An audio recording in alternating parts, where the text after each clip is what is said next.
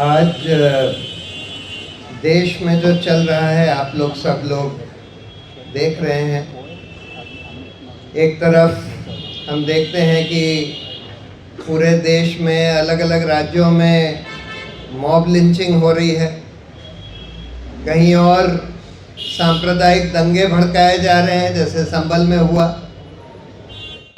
जगह जगह इस तरह की बेहुदी पिटीशन फाइल करी जा रही हैं कि ये मस्जिद के नीचे मंदिर था कई सौ साल पहले और उसकी खुदाई करके पता लगाना चाहिए कि इसके पहले मंदिर था, जबकि प्लेसेस ऑफ वर्शिप एक्ट में वो रोक लगा दी है कि 1947 में जो स्थिति थी वो यथास्थिति मेंटेन करी जाएगी।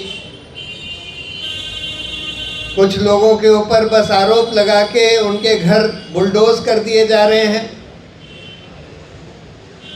लेकिन इन लोगों को पकड़ने के बजाय, यानी जो लोग परपेट्रेटर्स हैं इस तरह के घिनौने अपराध के, जो सड़क पर लोगों को लिंच कर देते हैं, जो बुलडोज़र चलाकर लोगों के घर ध्वस्त कर देते हैं, जो इस तरह के सांप्रदायिक दंगे भड़का रहे हैं, जो भड़काऊ भाषण दे रहे हैं यति नरसिंहानंद जैसे लोग, उन लोगों के खिलाफ कोई एक्शन होने के बजाय हम देख रहे हैं कि जगह जगह पुलिस, खासकर उन राज्यों में जहां भाजपा का राज है, पुलिस जो है उन लोगों के खिलाफ एफआईआर रजिस्टर कर रही है जो उसको उजागर कर रहे हैं, जैसे नदीम खान।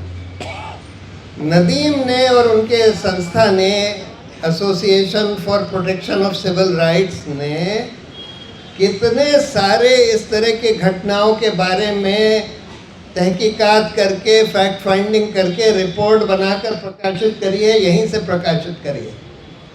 आज वो शायद सिविल लिबर्टीज़ के स्पेस में सबसे मुस्तैद और सबसे इफेक्टिव कैंपेनर हैं सिविल लिबर्टीज़ के देश। लेकिन आज उनके खिलाफ एफआईआर, जो सबसे बढ़िया, और इसलिए एफआईआर, जैसे आपको बताया कि उस एफआईआर को आप पढ़ लीजिए, कोई उसमें क्राइम नहीं है। अगर आप उसको हूबहू मान लीजिए तो उसमें कोई क्राइम नहीं बनती। यानी कि आप अगर उजागर कर रहे हैं किसी हेट स्पीचेस की, मॉब लिंचिंग की, इस तरह के क्राइम्स की, तो उसको उजागर करना किसी तरह का भी अपराध नहीं बनता। लेकिन फिर भी एफआईआर रजिस्टर करी गई, फिर भी पुलिस 4 घंटे में पहुंच गई वहां बंगलौर में अरेस्ट करने के लिए। तो ये सीधा दिखाता है कि आज पुलिस भी इस तरह के अपराधों में शामिल हो गई। जो हेट क्राइम्स हिंदुस्तान में हो रही हैं उसमें भाजपा के राज्यों में, भाजपा जहां राज कर रही है उन राज्यों में पुलिस इस तरह के हेट ऑफेंसेस में, वायलेंस में, इंटिमिडेशन में शामिल हो गई। और मेरा ये मानना है कि इन पुलिस ऑफिसर्स के खिलाफ, जिन पुलिस ऑफिसर्स ने इस तरह की एफआईआर रजिस्टर करी है, उनके खिलाफ बहुत सख्त कार्रवाई होनी चाहिए।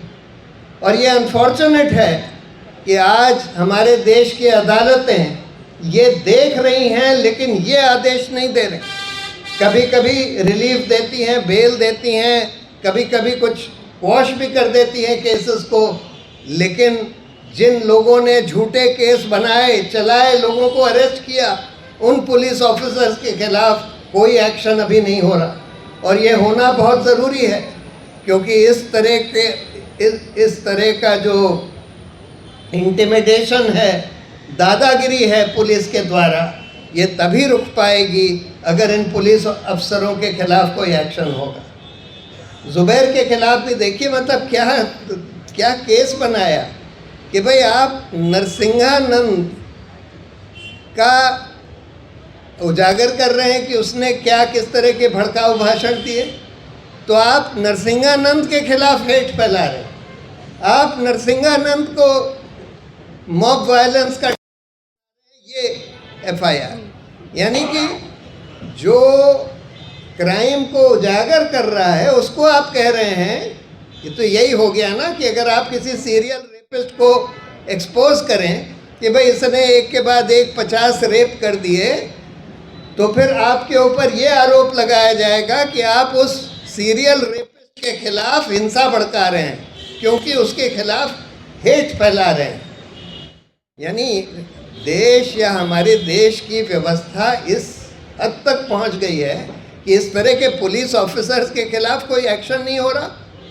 बिल्कुल तुरंत मैं तो ये सब सारे लोगों से, पूरे देश से, जुडिशरी से दरखास्त करना चाहता हूँ कि अब ये समय आ गया है कि इन सारे पुलिस ऑफिसर्स को एक एक करके चिन्हित करके इनके खिलाफ सख्त से सख्त कार्रवाई होनी चाहिए, इनको सस्पेंड करना चाहिए, इनके खिलाफ क्रिमिनल इंटिमिडेशन, फॉल्स प्रोसिक्यूशन वगैरह के केसेस चलाने चाहिए, तब जाकर ये सिलसिला रुकेगा।